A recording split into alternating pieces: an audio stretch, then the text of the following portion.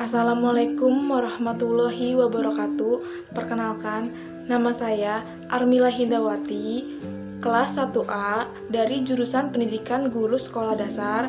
Saya akan menjelaskan tentang sejarah bahasa Indonesia. Simak terus videonya ya.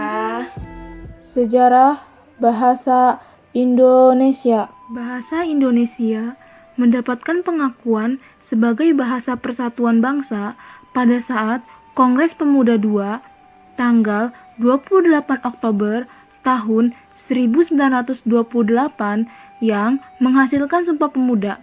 Penggunaan bahasa Melayu sebagai bahasa nasional atas usulan Muhammad Yamin, seorang politikus, sastrawan, dan ahli sejarah.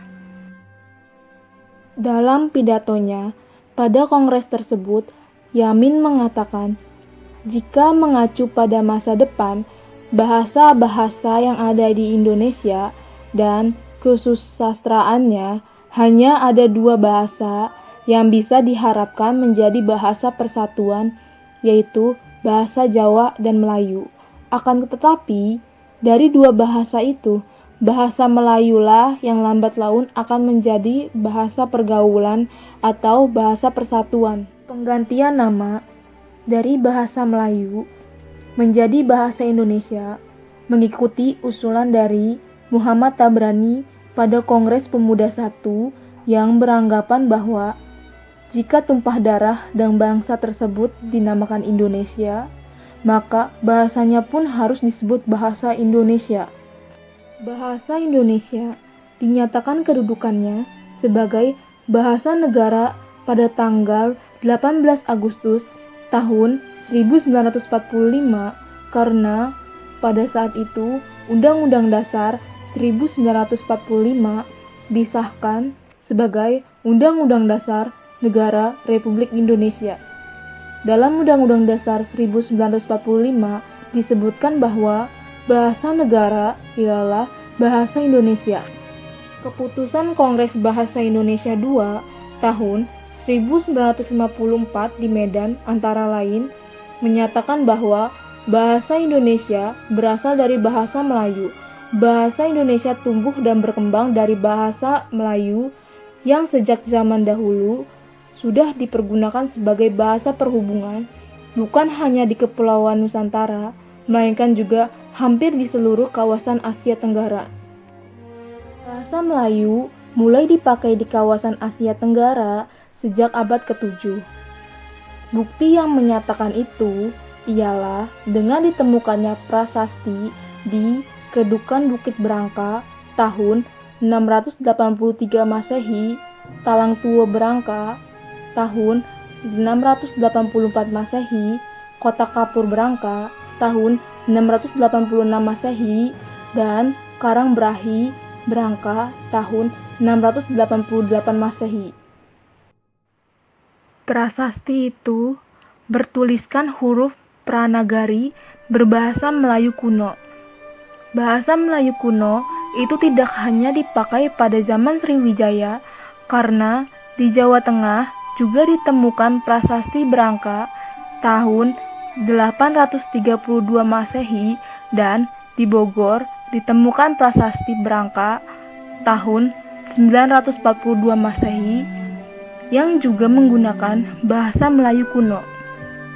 Pada zaman Sriwijaya, bahasa Melayu dipakai sebagai bahasa kebudayaan, yaitu bahasa buku pelajaran agama Buddha. Bahasa Melayu juga dipakai sebagai bahasa perhubungan antar suku di Nusantara dan sebagai bahasa perdagangan, baik sebagai bahasa antar suku di Nusantara maupun sebagai bahasa yang digunakan terhadap para pedagang yang datang dari luar Nusantara. Informasi dari seorang ahli sejarah Cina, Ite Sing, yang belajar agama Buddha di Sriwijaya antara lain menyatakan bahwa di Sriwijaya ada bahasa yang bernama Kon Luen. Yang dimaksud Kon Luen adalah bahasa perhubungan lingua franca di Kepulauan Nusantara, yaitu bahasa Melayu. Perkembangan dan pertumbuhan bahasa Melayu tampak makin jelas dari peninggalan kerajaan Islam, baik yang berupa batu bertulis seperti tulisan pada batu nisan di Minyet 7 Aceh. Berangka tahun 1380 Masehi maupun hasil susastra abad ke-16 dan ke-17 seperti syair Hamzah Fansuri, Hikayat Raja-Raja Pasai, Sejarah Melayu, Tajus Salatin, dan Bustanu Salatin. Bahasa Melayu menyebar ke pelosok Nusantara bersamaan dengan menyebarnya agama Islam di wilayah Nusantara.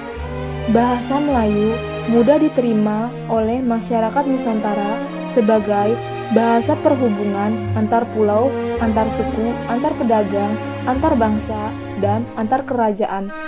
Karena bahasa Melayu tidak mengenal tingkat tutur.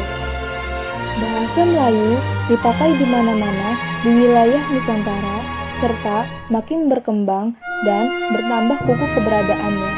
Bahasa Melayu yang dipakai di daerah di wilayah Nusantara dalam pertumbuhannya dipengaruhi oleh corak budaya daerah. Bahasa Melayu menyerap kosakata dari berbagai bahasa, terutama dari bahasa Sangsekerta, bahasa Persia, bahasa Arab, dan bahasa-bahasa Eropa.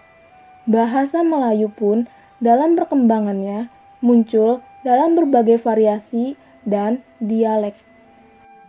Perkembangan bahasa Melayu di wilayah Nusantara mempengaruhi dan mendorong tumbuhnya rasa persaudaraan dan persatuan bangsa Indonesia. Komunikasi antar perkumpulan yang bangkit pada masa itu menggunakan bahasa Melayu. Para pemuda Indonesia yang tergabung dalam perkumpulan pergerakan secara sadar mengangkat bahasa Melayu menjadi bahasa Indonesia yang menjadi bahasa persatuan untuk seluruh bangsa Indonesia. Sumpah Pemuda 28 Oktober tahun 1928. Kebangkitan nasional telah mendorong perkembangan bahasa Indonesia dengan pesat. Peranan kegiatan politik, perdagangan, persurat kabaran, dan majalah sangat besar dalam memodernkan bahasa Indonesia. Proklamasi Kemerdekaan Republik Indonesia tanggal 17 Agustus tahun 1945 telah mengukuhkan kedudukan dan fungsi bahasa Indonesia secara konstitusional sebagai bahasa negara. Kini, bahasa Indonesia dipakai oleh berbagai lapisan masyarakat Indonesia, baik di tingkat pusat maupun daerah. Sekian dari saya, terima kasih.